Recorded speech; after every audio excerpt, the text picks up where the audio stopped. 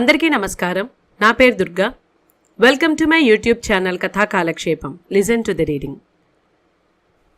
మీరు వింటున్నారు మనందరి అభిమాన నటుడు, హాస్య బ్రహ్మ అయిన పద్మశ్రీ కన్నెగంటి బ్రహ్మానందం గారి జీవిత చరిత్ర. గడిచిన ఎపిసోడ్లలో కొన్ని చాప్టర్స్ చదివి వినిపించాను. ఇవాళ ఎపిసోడ్లో మరికొన్ని చాప్టర్స్ చదివి వినిపిస్తాను. కథలోకి వెళ్లే ముందర అందరికీ ఒక విన్నపం. దయచేసి నేను చదివిన విధానం మీకు నచ్చినట్లయితే తప్పకుండా లైక్ చేయండి. లైక్ చేస్తేనే ఈ వీడియో ఎక్కువ మందికి ప్రమోట్ అవుతుంది. ఇవాళ ఎపిసోడ్ ఇలా మొదలవుతోంది. I want to talk to Nellore Peddareddy right now. స్వప్నాలన్నీ సాకారమైతే, విజయాలన్నీ ప్రాకారాలైతే, వేసిన పాత్రలన్నీ సజీవ ఆకారాలైతే నటులకు దాహం తీరుతుందా? లేదు. ఇంకా ఛాలెంజింగ్ పాత్రలు చేయాలన్న ఆరాటం మొదలవుతుంది. అలాంటి పాత్రలు నాకెన్నో లభించడం నా స్వామి నాకు ప్రసాదించిన వరంగానే భావిస్తాను. పాత్రకు భిన్నత్వాన్ని అద్దిన రూపశిల్పులు నా దర్శకులు. అటువంటి దర్శకుల్లో ఈవీవి సత్యనారాయణ గారు ఒకరు. అహనా పెళ్ళంట చిత్రానికి కో డైరెక్టర్గా చేసిన ఈవీవి గారికి నాలో ఉన్న టాలెంట్ అర్థమైంది, నచ్చింది. అందుకే ఆయన దర్శకత్వం వహించే మొదటి సినిమా చెవిలో పువ్వు. ఆ సినిమా కోసం నన్ను పిలిచారు. ఇండస్ట్రీలో అప్పుడు అందరు కమెడియన్స్ నటించిన సినిమా అది ఆరంభం. ఆ తర్వాత ఆయన ఎన్నో విజయవంతమైన సినిమాలు చేశారు. ఆ సినిమాలన్నింటిలోనూ నాకు వేషం ఇచ్చారు. మొదటి సీన్ నుంచి చివరి సీన్ వరకు నా పాత్ర నిడివి ఉండేలా డిజైన్ చేశారు. జంబలగడి పంబ, మగ విధవ వేషం, పూర్తి భిన్నమైన క్యారెక్టర్ నాది. అబ్బాయి గారు, హలో బ్రదర్, ఏమండి ఆవిడొచ్చింది, తాళి, ఇంట్లో ఇల్లాలు, వంటింట్లో ప్రియురాలు. ఇలా ఏ సినిమా చేసినా ఈవీవి మార్క్ కామెడీ నా కోసమే పుట్టిన పాత్రలు. అటువంటి ఎన్నో అద్భుతమైన పాత్రలు ఇచ్చి కమెడియన్గా మంచి పేరు ప్రఖ్యాతలు నాకు రావడానికి ఉపయోగపడిన డైరెక్టర్ ఈవీవి గారు. జంధ్యాల గారు గురువుగా, ఈవీవి గారు ఆయన శిష్యుడిగా, ఇద్దరూ నా కోసం పుట్టిన మహనీయులే. ఇప్పుడు గురువు లేడు, శిష్యుడు లేడు, కానీ వారు సృష్టించిన ప్రతి పాత్ర సజీవంగానే ఉంది. నా వంటి నటులకు ఇంకా ఇప్పటికీ జీవం పోస్తూనే ఉంది. అలాగే రామ్ గోపాల్ వర్మ గారు మనీ సినిమాలో ప్రజల్లో నాకు ప్రత్యేకమైన క్రేజ్ సంతరించి పెట్టి నన్ను మరో కోణంలో ప్రేక్షకులకు పరిచయం చేశారు. ఆ తర్వాత ఆ సినిమాకి సీక్వెల్ వచ్చింది, మనీ. కృష్ణవంశీ డైరెక్ట్ చేశారు. మనీ మోర్ మనీ జేడీ చక్రవర్తి డైరెక్ట్ చేశారు. వాటన్నింటిలో నాది సేమ్ క్యారెక్టర్, ఖాందాదా. ఆ తర్వాత రామ్ గోపాల్ వర్మ గారే చేసిన చిత్రం అనగనగా ఒకరోజు. జేడీ చక్రవర్తి, ఊర్మిళ, రఘువరన్, నేను, ఈ 4 పాత్రలకు బాగా పేరొచ్చింది. నా పాత్ర మరో వెరైటీ. నా డైలాగ్స్ ఇంకా ప్రేక్షకులకు గుర్తుండేలా ఉంటాయి. బ్లాక్ ప్యాంట్, బ్లాక్ షర్ట్ వేసుకుని గమ్మత్తైన క్యారెక్టర్ చేశాను. అందులో పోలీస్ స్టేషన్ సీన్ చేస్తున్నప్పుడు నాకు చాలా పెద్ద డైలాగ్ ఇచ్చారు. నేనది ప్రాక్టీస్ చేశాను. రిహార్సల్స్ టైంలో అటు తిరిగి ఇటు నడిచి గోడల్ని, ఫోటోల్ని చూస్తూ డైలాగ్ చెప్పాలి. రిహార్సల్స్లో అరవడం ఎందుకని మైమ్లో చెప్తున్నాను. ఉచ్చరించనట్లు మూమెంట్స్ తీసుకుంటూ.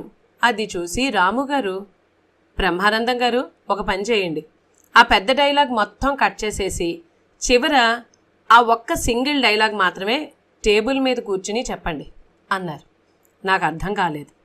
నేను డైలాగ్ నేర్చుకోలేననుకున్నారో ఏమో అనుకుని, డైలాగ్ మొత్తం చెప్పగలను సార్ అన్నాను. అవసరం లేదు, నాకు ఇంతే చాలు అన్నారు. పెద్ద డైలాగ్ అంతా కట్ చేసి ఆ చివర సింగిల్ సెంటెన్స్ మాత్రమే చెప్పాను. I want to talk to Nellore Peddareddy right now. అది డైలాగ్. ఆ డైలాగ్ చెప్పగానే ఎస్ఐ నా క్రైమ్ రికార్డ్ ఫైల్ ఓపెన్ చేసి చూపిస్తాడు. అప్పుడు నేను ఏ ఎక్స్ప్రెషనో ఇవ్వలేదు. సైలెంట్గా టేబుల్ దిగాను. కానీ ఆ రియాక్షన్ మాత్రం థియేటర్లో బ్రహ్మాండంగా పేలింది. ఆ డైలాగ్ ఇప్పటికీ ప్రేక్షకులకు గుర్తుంది. అలాంటివే ఇంకా కొన్ని డైలాగ్స్ అందులో ఉంటాయి. ఊర్మిళ, జేడీ చక్రవర్తి నాకు ఫేక్ స్టోరీ చెప్తారు. అంతా విని నేనొక గడ్డిపరకని పెరికి పైకోసారి చూసి గడ్డిపరకని దువ్వి ఇంత లాగ్ తీసుకుని చెప్పే డైలాగ్. మీరు చెప్పేదంతా వినడానికి నేను మరీ అంత ఎదవలా కనపడుతున్నానా అంటాను. దానికి విపరీతమైన రెస్పాన్స్. క్లైమాక్స్లో విలన్ రఘువరన్ వీపు మీద పెన్ను పెట్టి, పెన్ను అనుకున్నావా, గన్ను అంటాను. ఆడియన్స్కి తెలుసు అది పెన్నని. ఆ డైలాగ్ కూడా ఇప్పటికీ జనాల్లో గుర్తుండిపోయింది. అనగనగా ఒకరోజు సినిమా కూడా పెద్ద హిట్ అయింది. నా పాత్రకు ఎక్కడ లేని పేరు వచ్చింది. రామ్ గోపాల్ వర్మలో ఉన్న గమ్మత్తైన శైలి అదే. అంతకుముందు నేను చేసిన క్షణక్షణంలోని చిన్న పాత్ర కూడా అలాగే రూపుదిద్దారు. వైభవ్ మెన్స్ వేర్లో నేను ఫ్లోర్ ఇన్ఛార్జ్. అందులో విపరీతమైన నీట్నెస్ కోరుకుంటాను. ఆ షాప్కి మురికి బట్టలతో శ్రీదేవి, వెంకటేషు వస్తారు. శ్రీదేవి హ్యాంగర్స్ అన్నీ పడేస్తుంటే నేను సర్దుతాను అంటూ రెండోసారి మళ్ళీ పడేయబోతే చెయ్యి అడ్డుపెట్టి నిలబడి సైలెంట్గా చూస్తాను. ఆ ఎక్స్ప్రెషన్స్ చూసి శ్రీదేవి లాంటి మహానటే నవ్వు ఆపుకోలేక 6 టేకులు తీసుకుంది. వైభవ్ షాప్ వాళ్ళు తక్కువ టైం ఇచ్చారని రాముగారు గుర్తు చేయడంతో వాళ్ళు పర్మిషన్ ఇచ్చిన టైంలోనే సీన్ పూర్తి చేయడం కోసం శ్రీదేవి బలవంతంగా నవ్వు ఆపుకుని చేసింది. అటువంటి డైలాగ్స్ ఎన్నో. అనగనగా ఒకరోజు అయ్యాక ఒకసారి చిరంజీవి గారింటికి వెళ్ళినప్పుడు రామ్ చరణ్ 5-6 ఏళ్ల చిన్న కుర్రాడు. చిరంజీవి గారు, నాన్న ఏది ఒకసారి అంకుల్ డైలాగ్ చెప్పు అన్నారు. అప్పుడు రామ్ చరణ్ పెన్ను అనుకున్నావా, గన్ను అన్న డైలాగ్ చెప్పాడు. అంతగా ప్రేక్షకుల హృదయాల్లోకి హత్తుకునే పాత్రల్లో, సంభాషణల్లో ఈ శిల్పాన్ని చెక్కిన దర్శక శిల్పులకు, వారి కళా చాతుర్యానికి శిరస్సు వంచి నమస్కారం చేయడం తప్ప ఏమివ్వగలను. శవంగా నటించడంలో జీవించానట. కొన్ని పాత్రలు నటుడిగా నాకు తృప్తినిచ్చేవి ఉంటే, కొన్ని పాత్రలు వాటిని మలిచిన దర్శక రచయితలకు సంతృప్తినిస్తే, కొన్ని సన్నివేశాలు మాత్రం టిక్కెట్లు కొని థియేటర్కి వచ్చిన ప్రేక్షకులకు బ్రహ్మానందాన్నిస్తాయి. అలాంటి సన్నివేశాల్లో కొన్ని ఇప్పటికీ ప్రేక్షకుల మదిలో శాశ్వతంగా గుర్తుండిపోయాయి. క్షేమంగా వెళ్ళి లాభంగా రండి. ఈ టైటిల్ వినగానే మీ అందరికీ పెదవుల మీద చిరునవ్వు మెరుస్తుందని నాకు తెలుసు. కోవై సరళ, బ్రహ్మానందం జంట పండించిన హాస్య సన్నివేశాలు ఏ స్థాయిలో మిమ్మల్ని నవ్వించి ఉంటాయో నాకు తెలుసు. బ్రహ్మానందం భర్త, కోవై సరళ భార్య. కూర్చోమంటే కూర్చుంటుంది, నుంచోమంటే నుంచుంటుంది. మందు పోయడం, సిగరెట్టు అంటించడం, ఏం చేస్తే అది చెయ్యకపోతే భార్యని గొడ్డును బాదినట్టు బాధేస్తూ ఉంటాడు. అందులోనే ఓ సన్నివేశం, సిగరెట్ అనుకుని బాంబు నోట్లో పెట్టుకుని అంటించమని అడిగితే కోవై సరళ చెప్పబోవడం, నేను గద్దించడం, ఫైనల్గా వెలిగించడం, అది పేలడం, నా మొహం మొత్తం మసిబారిపోవడం. ఈ సన్నివేశం చూసి థియేటర్లో ఎంతమంది సీట్లలో ఎగిరి పడుతూ నవ్వారో మీ అందరికీ గుర్తుండే ఉంటుంది. తలుపేసి కొడితే పిల్లి కూడా పులిలాగే తిరగబడుతుందన్నట్లు నా దౌర్జన్యాన్ని భరించి భరించి కోవై సరళ ఒక పులిలాగే తిరగబడుతుంది. అప్పుడు ఎలకని పిల్లి తరిమినట్లు కోవై సరళ నన్ను తరుముతోంటే నేను పరుగు పెట్టే సన్నివేశం కూడా అంతే. స్త్రీ తిరగబడి భర్తని తరమడం మహిళా ప్రేక్షకులకు ఎంత ఆనందాన్నిచ్చిందో, మగవారికి కూడా అంతటి నవ్వునిచ్చి అలరించింది. అటువంటి సన్నివేశాలు ఆ సినిమాలో కోకొల్లలు. అలాగే బావగారు బాగున్నారా చిత్రం. ఈ సినిమా పేరు వినగానే ఒక శవం గుర్తొస్తుంది. ఆ శవంలో చిరంజీవి, రంభ చేసే విన్యాసాలు గుర్తొస్తాయి. నేను శవంగా నటించడంలో జీవించానని చిరంజీవి గారు అన్నారు. నేను చనిపోయాను అనుకుని నా శవాన్ని మాయం చేయడం కోసం రంభ చేసే ప్రయత్నాలకు చిరంజీవి గారు సాయం చేస్తూ నన్ను శవంలా నటించమని రిక్వెస్ట్ చేస్తే, ఆయన కోసం నేను పడే పాటలు సినిమాలో చాలాసేపు ఆపుకోకుండా నవ్విస్తూనే ఉంటాయి. ఫ్రిడ్జ్లో పెడతారు. నిజం ఫ్రిడ్జ్, నిజంగా ఫ్రీజు. బయటికి వస్తే బంతిలా అవుతాను. చేతిని కాలుని నడ్డిని గడ్డ కట్టుకుపోతే సరిచేస్తారు. నేనేమో రంభ చూడకుండా చిరంజీవి గారికి నా వల్ల కాదన్నట్లు తెలియపరచాలి. ఆయన కూడా రంభ గమనించకుండా కోఆపరేట్ చేయమన్నట్టు రిక్వెస్ట్ చేయాలి. రకరకాల విన్యాసాలు చేయిస్తారు.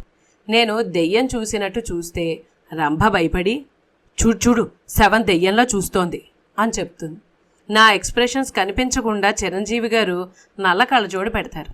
మళ్ళీ ఆ కళ్ళజోడు నా ముక్కు మీదకు జారినట్టు చిరంజీవి గారే వెనక నుంచి కళ్ళజోడును కిందకు నెడతారు. రంభ కోపంలో నా చెంపలు వాయిస్తుంది.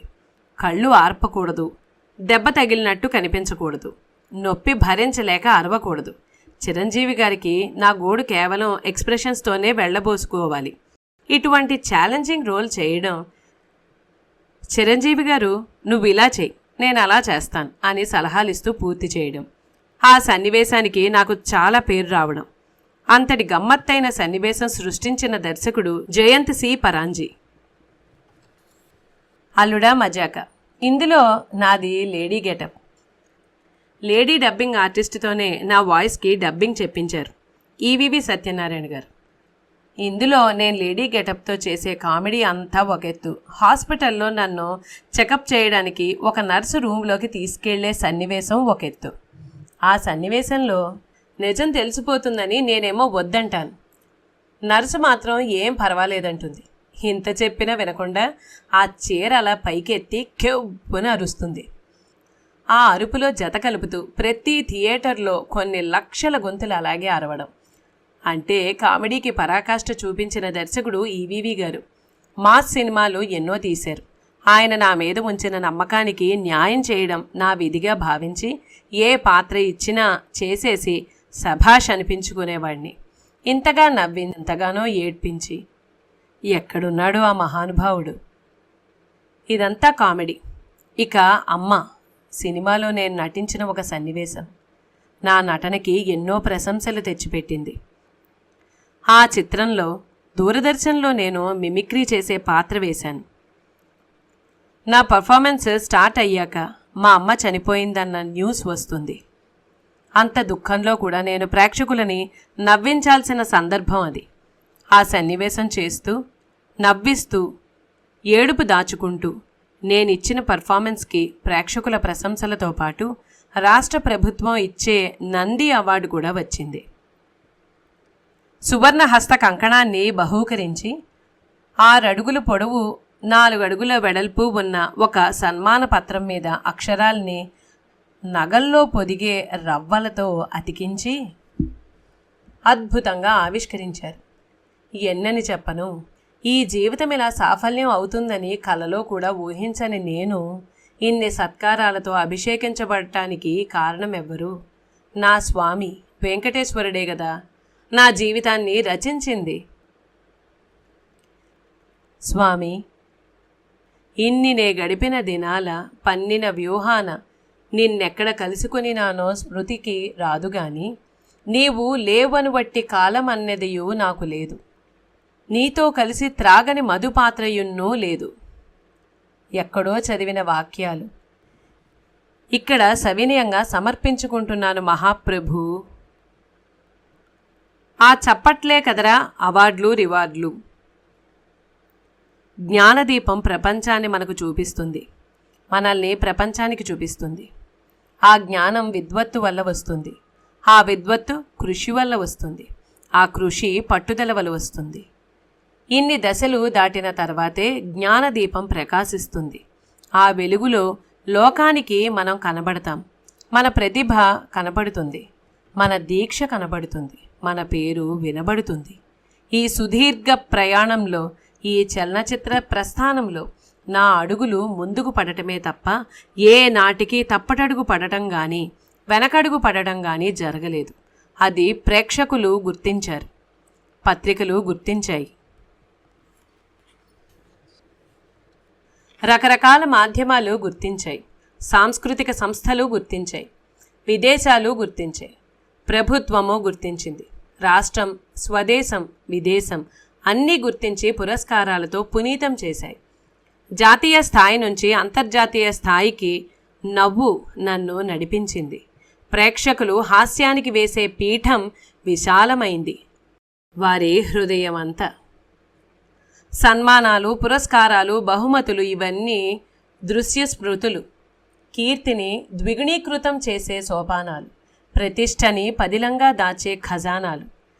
వాచకం, ఆంగికం, ఆహారం అన్నిటి మీద ఉన్న పట్టు శాలువాతో సత్కరించబడినప్పుడు, నేను బ్రహ్మాండ భరితుడనై తరించినప్పుడు, ఆ స్థానం ధరించినప్పుడు ఎంత ధన్యత పొందిందో గదా ఈ జన్మ. కళాపోషకులకు కరువే లేని కళాత్మక దేశం మనది, రాజ్యం మనది. పూజనీయ సంస్కారం, సంస్కృతి, సంప్రదాయం అన్నీ మనవే. అటువంటి మహనీయులు, మహానుభావులు ఎందరో ఈ జీవిని సత్కరించారు. ప్రశంసల పన్నీటి జల్లు చల్లారు. సువర్ణ హస్త కంకణాలతో, స్వర్ణ కిరీటాలతో, అవార్డులతో, ఆశీస్సులతో నా యశస్సుని పెంచారు. ఏ సభా సరస్వతి గురించని కీర్తించాను, ఏ మహారాజు పోషకులని స్మరించాను.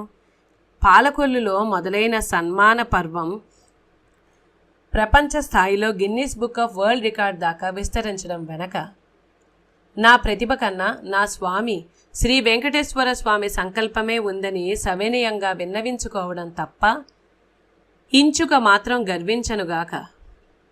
ఆర్టిస్ట్గా సినిమాల్లోకి రాకముందే నటుడిగా నేను ఎన్నో ప్రదర్శనలు ఇచ్చినప్పుడు, మిమిక్రీ కళాకారుడిగా ప్రేక్షకులను రంజింపచేసినప్పుడు జరిగిన సన్మానాలు ఏ తేదీ అని చెప్పను, ఏ సంవత్సరం అని చెప్పను. అప్పుడు నాకు తెలీదు ఇప్పుడు ఇలా రాయాల్సి వస్తుందని. అందుకే సన్మానకర్తలని సవినయంగా స్మరించుకుంటూ రాస్తున్నాను. మొదటిసారి పాలకొల్లులో భాగవతుల శివశంకర్ నారాయణ గారిని, ఆయన అధ్యక్షతన ప్రారంభమైంది సన్మాన పరంపర. ప్రముఖ దర్శకులు సిఎస్ రావు గారు ముఖ్య అతిథిగా విచ్చేసినప్పుడు అదొక అపురూప జ్ఞాపిక. ప్రొద్దుటూరు నాటక పరిషత్తు వారు స్వర్ణ కంకణాన్ని బహూకరిస్తే 25 ఏళ్ల క్రితం నాగాయలంకలో ఆ దివిసీమలో మండలి కృష్ణారావు గారి అధ్యక్షతన నన్ను ఊరేగింపుగా తీసుకెళ్తుంటే ఆ దృశ్యం చూడటానికి బారులు తీరిన జనం ఒక సంద్రంలా కనిపిస్తోంటే నేనేనా ఈ అభిమానానికి ఇంత పాత్రుడినయ్యాను అని ఆశ్చర్యమేసింది. నిన్నగాక మొన్న మహారాష్ట్ర భీమండిలో కూడా అదే జనసంద్రం, అదొక మధుర స్మృతి. ఇదంతా స్వోత్కర్ష కాదు, సినీ కళామ తల్లి బిడ్డగా పుట్టినందుకు అశేష ప్రజానీకం పట్టిన నీరాజనం గురించి 4 మాటలు చెప్పకుండా ఉండలేని స్థితి ఇది. ఒక్కొక్కటిగా చెప్తాను.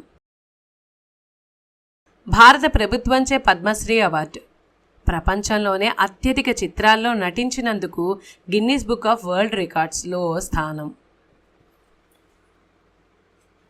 5 సార్లు ఉత్తమ హాస్య నటుడిగా నంది అవార్డు, ఉత్తమ సహాయ నటుడిగా నంది అవార్డు, ఉత్తమ హాస్య నటుడిగా ఫిలింఫేర్ అవార్డు, సైమా, టీఎస్ఆర్, టీవీ9 అవార్డులు.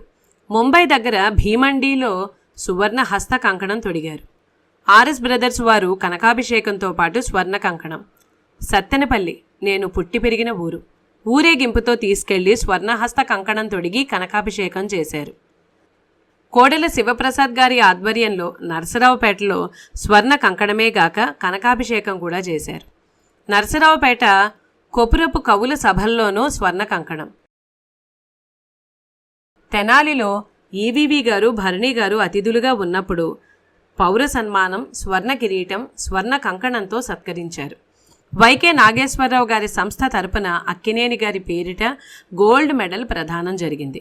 వంశీ రామరాజు గారి సంస్థ రేలంగి అవార్డు ఇచ్చి సత్కరించింది. వరంగల్ వాస్తవ్యులు రఘువీర్ సింగ్ రాజబాబు అవార్డు ఇచ్చి సువర్ణహస్త కంకణంతోనూ కనకాభిషేకంతోనూ సన్మానించారు. చీరాలలో ఒక సభ, అక్కడ స్వర్ణ కంకణమే.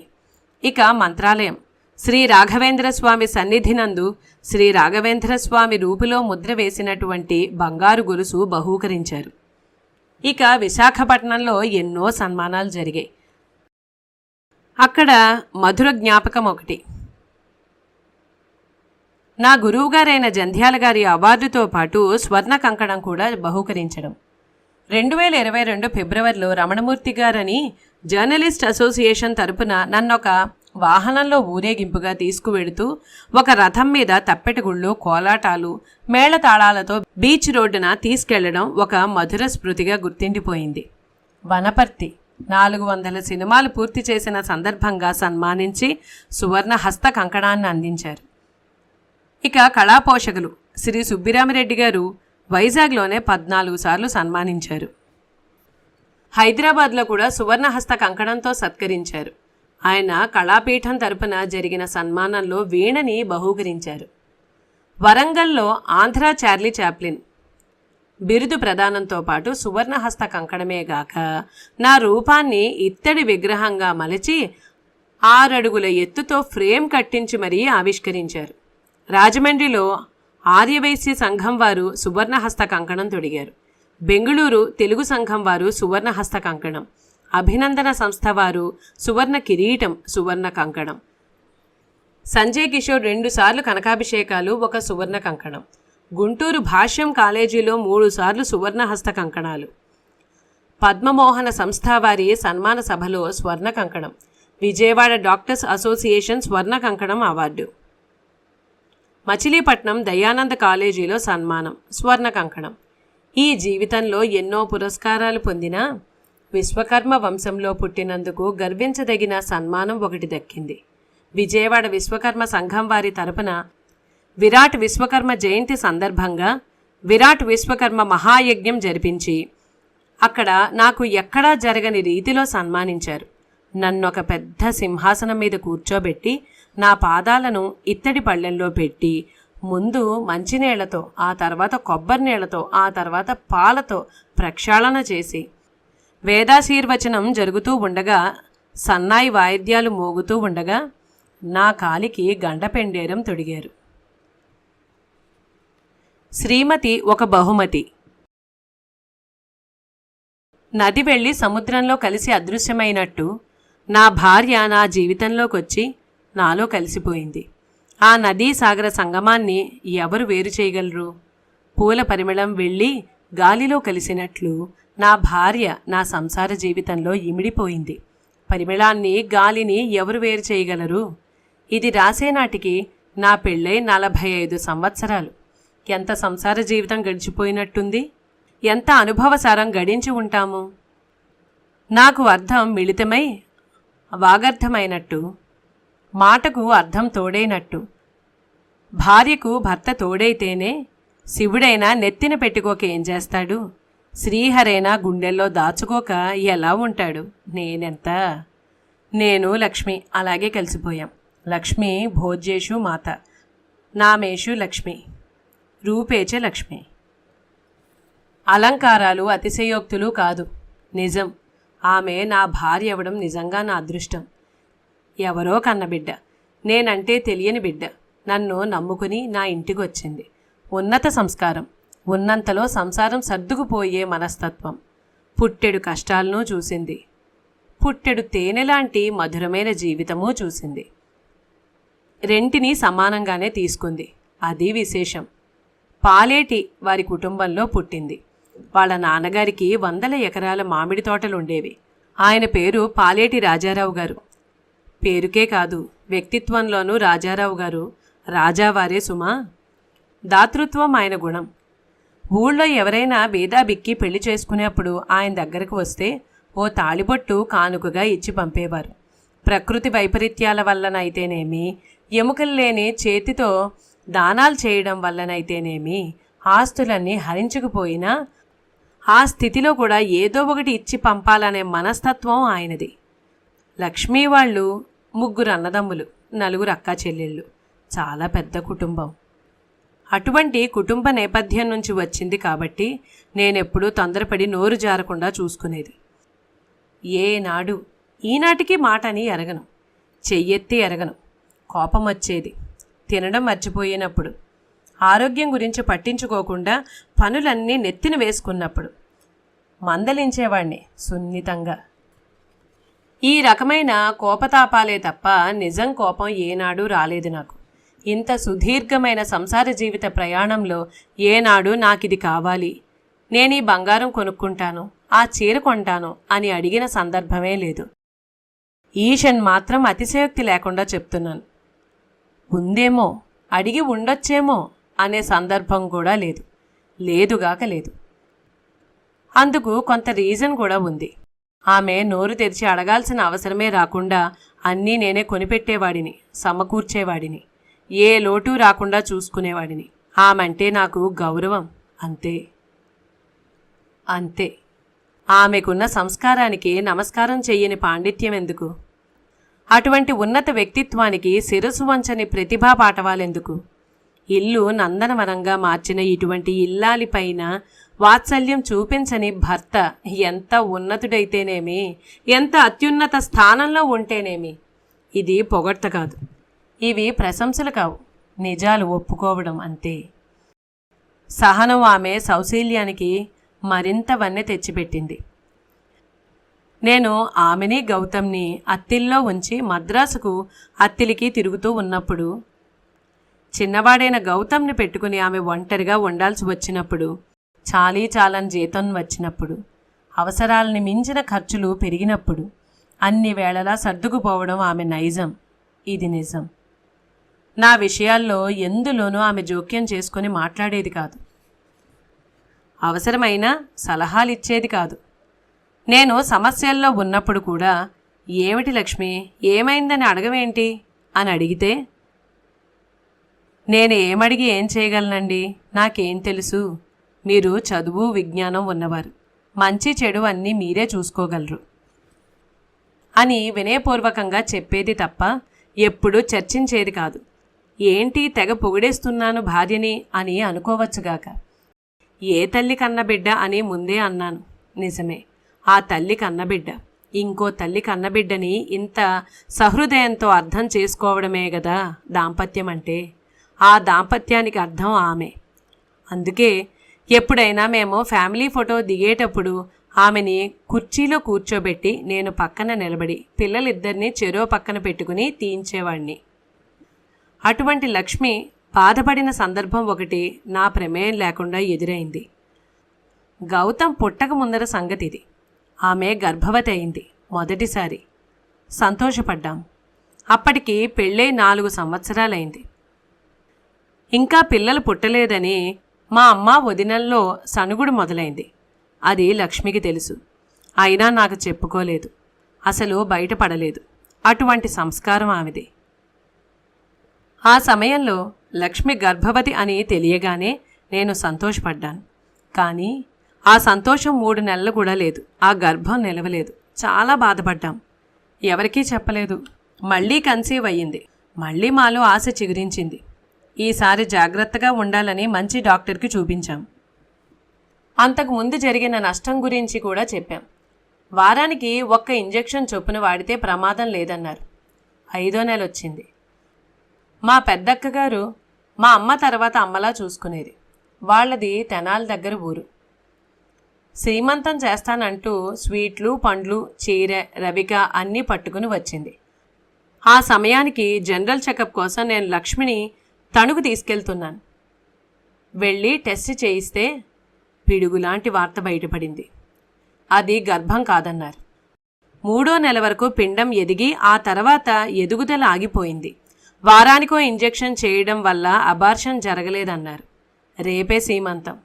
అక్క అన్నీ తీసుకుని వచ్చింది. లక్ష్మికి ఎలా చెప్పాలి? 2వసారి కూడా ఇలా అయితే ఎలా తట్టుకుంటుంది? అసలు నా పరిస్థితి ఏమిటి?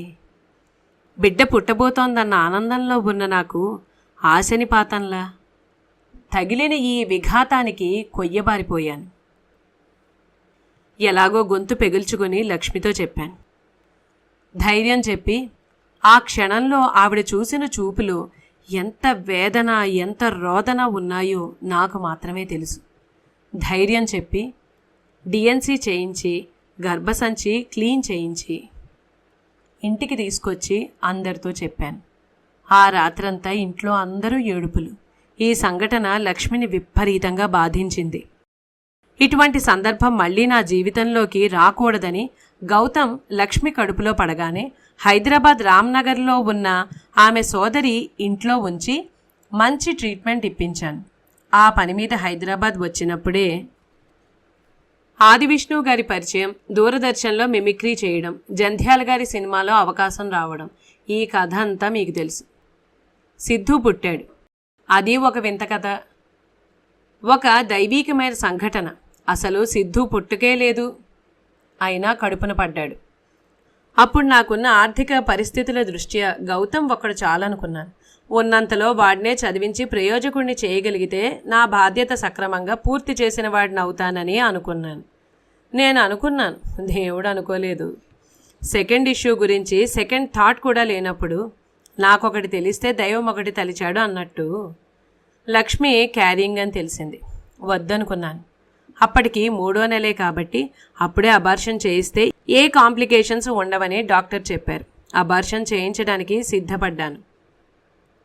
అప్పుడైనా ఆమె మాతృత్వానికి విలువిచ్చి కడుపులో ఉన్న బిడ్డని తీయించడం పాపమని నన్ను ప్రశ్నించలేదు. అది ఆమె అమాయకత్వం కాదు. నా ఆర్థిక పరిస్థితి ఆమెకి తెలుసు.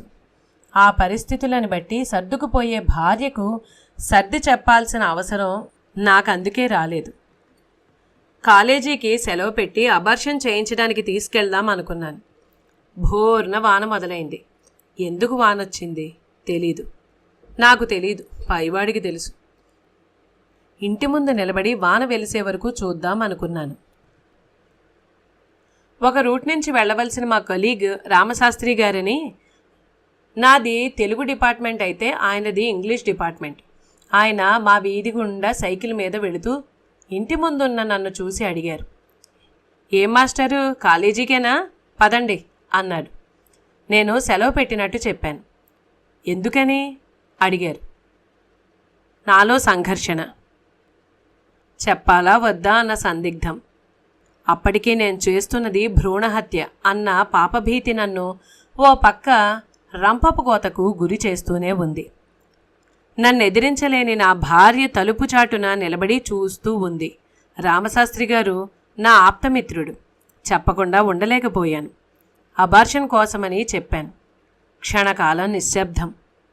అనంతరం ఆయన ఒక మాట అన్నారు. You don't have rights to kill అన్నాడు. మీకేమీ 4-5 లేరు. ఉన్నది ఒక్కడే కొడుకు. వాడికొక తోడు కావాలి. కలిసి ఆడుకున్నా, కొట్టుకున్నా, తిట్టుకున్నా తోడబుట్టిన తమ్ముడు తోడుగా ఉంటాడు. లేదంటే ఒంటరిగా పెరగాల్సి వస్తుంది అని చెప్పి కాస్త ఘాటుగానే మందలించాడు. ఆ తర్వాత ఆయన నా 2 చేతులు పట్టుకుని బ్రతిమాలాడు. ఆ సంఘటన గుర్తొస్తే ఇప్పటికీ నా కళ్ళు చెమరుస్తాయి. దైవం మానుష రూపేణ అంటే ఇదేనేమో. నా స్వామి ఈ రూపంలో వచ్చాడేమో. అప్పుడు కథ అబార్షన్ టేబుల్ మించి లేబర్ రూమ్కి మారింది. డెలివరీ కోసం నేను లక్ష్మిని హాస్పిటల్కి తీసుకువెళ్ళలేదు. రామశాస్త్రి గారితో కలిసి కాలేజీకి వెళ్ళిపోయాను. వద్దనుకున్న కొడుకిప్పుడు ముద్దులు కొడుకయ్యాడు. వాడే సిద్ధార్థ. గౌతమ్, సిద్ధార్థ. స్టైలిష్గా ఉండాలని నేను ఈ పేర్లు పెట్టాలనుకోలేదు. గౌతమ్ బుద్ధుడి పేరు పెట్టాలనుకున్నాను. లోగడ చెప్పినట్లు నేను సున్నం ఆంజనేయులు గారి ఇంట్లో ఉండి చదువుకునేప్పుడు ఆయన బుద్ధిస్ట్. ఆ ప్రభావం నా మీద పడింది. బౌద్ధ సిద్ధాంతాల్ని అధ్యయనం చేశాను. బుద్ధుడు అనగానే శాంతి, అహింస లాంటి పరధర్మాలన్నీ గుర్తొస్తాయి. నా ఇల్లు బోధివృక్షమైంది. ఆ భావ పరంపర నా పక్షమైంది. అందుకే గౌతమ్, సిద్ధార్థల పేర్లు పెట్టడమైంది. వీళ్ళు పుట్టిన కొన్నాళ్లకు నేను ఇంట్లో ఇల్లాలు, వంటింట్లో ప్రియురాలు సినిమా షూటింగ్ కోసం నేపాల్ వెళ్ళాను. అక్కడ highest Buddhist temple in the world సందర్శించాను. ప్రదక్షిణ పూర్తి చేశాక బౌద్ధ దర్శనమైంది. ఆత్మ సందర్శనమైనంత ఆనందం అణువణువున వ్యాపించింది. ఒళ్ళు పులకరించింది. ఇందుకేనేమో నాకు నా బిడ్డల పేర్లు బుద్ధుడి పేరు పెట్టాలన్నా బుద్ధి పుట్టింది అనిపించింది. ఇదంతా ఒక పార్శ్యం. ఇక లక్ష్మి గురించి కొన్ని వాక్యాలు చెప్పి ముగిస్తాను. సంపాదన నాది, సంసార బాధ్యత లక్ష్మిది. చెన్నైకి నేను ఫ్యామిలీతో పాటు షిఫ్ట్ అయినప్పుడు, అప్పుడు సినిమా ఇండస్ట్రీ మద్రాసు నుంచి హైదరాబాద్కి షిఫ్ట్ అవుతున్న రోజులు. రాష్ట్రం కాని రాష్ట్రంలో, మన భాష కాని భాష మాట్లాడే చోట కాపురం ఉండాల్సిన అవసరం. మద్రాసు నుండి రాజమండ్రి, కాకినాడ, విశాఖపట్నం, తిరుపతి, హైదరాబాద్ ఇలా తిరగాల్సి వచ్చేది. తిరిగి ఎప్పుడో 15-20 రోజులకి ఇంటికొచ్చి 1-2 రోజులుండి మళ్ళీ వెళ్ళేవాణ్ణి. పిల్లల బాధ్యత అంతా ఆమె తీసుకుంది. 2 పిల్లల్ని చూసుకుంటూ తనే స్కూల్కి తీసుకెళ్ళి తీసుకువస్తూ ఏం కావాల్సి వచ్చినా తానే వెళ్ళి తెచ్చుకుంటూ బాధ్యతగా సంసారం నెట్టుకొచ్చేది. నేను కేవలం సంపాదన మాత్రమే చూసుకునేవాణ్ణి. ఎందుకంటే నాకు కష్టం తెలుసు, పేదరికం తెలుసు. నేను పడ్డ కష్టాలు నా పిల్లలు పడకూడదు అని ప్రతి తండ్రిలాగే నేను కోరుకున్నాను. అంత కష్టం ఇప్పుడైతే నేను పడుండేవాణ్ణి కాదు. అప్పుడంత కష్టాన్ని ఇష్టంగా ఎందుకు భరించాను? నా భార్య, నా పిల్లలు సుఖంగా సంతోషంగా ఉండాలి కదా. ఆ రోజుల్లో నేను రోజుకు 18 గంటలు పనిచేసేవాడిని. రోజుకు 5 షిఫ్ట్లు కూడా చేసేవాడిని. ఆ రోజుల్లో సెల్ ఫోన్స్ కూడా లేవు. మాట్లాడుకోవాలంటే ట్రంకాల్ బుక్ చేసుకునేవాళ్ళం. కాబట్టి ఏ అవసరం వచ్చినా లక్ష్మి నన్ను డిస్టర్బ్ చేసేది కాదు. పిల్లలు ఎలా చదువుతున్నారో, ఎలా పెద్దవాళ్ళయ్యారో అదంతా ఆమె కష్టమే.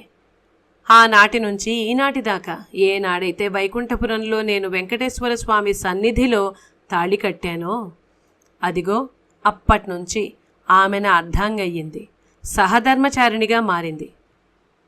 ఇప్పటికీ ఉదయం లేవగానే ఇంటి ముందు నీళ్లు చల్లి ముగ్గు పెడుతుంది. స్నానం చేసి దీపం వెలిగించి తులసికోటకు పూజ చేసి గాని ఏమీ తినదు. వంట కూడా స్నానం చెయ్యనిదే మొదలు పెట్టదు. ఇప్పుడు పని మనుషులు, వంట మనుషులు వచ్చినా ఇంటి ఇల్లాలిగా ఆమె బాధ్యతలేవీ మరిచిపోదు. కొడుకు, కోడలు, మనవడు, చిన్న కొడుకు అందరికీ ఆమె ఏ అవసరం వచ్చినా చూసుకుంటుంది. నా భార్య లక్ష్మి నదిలా నా హృదయ సముద్రంలో కలిసి నిక్షిప్తమైంది, నిక్షేపంగా ఉంది. శతమానం భవతి శ్రీమతి. నేటికి ఈ ఎపిసోడ్ని ఇక్కడితో ముగిస్తున్నానండి. నేను చదివిన విధానం మీకు నచ్చినట్లయితే తప్పకుండా లైక్ చేయండి, మీకు తెలిసిన గ్రూప్స్లో షేర్ చేయండి, సబ్స్క్రైబ్ చేయండి, వీలైతే చేయించండి. మీ అమూల్యమైన అభిప్రాయాల్ని కామెంట్స్ రూపంలో తెలియజేయగలరు. అలాగే వీడియో అప్లోడ్ చేయగానే నోటిఫికేషన్ రావాలంటే పక్కనున్న బెల్ ఐకాన్ క్లిక్ చేయగలరు. మళ్ళీ మరో ఎపిసోడ్తో మీ ముందుకు వస్తాను. అంతవరకు నమస్కారం.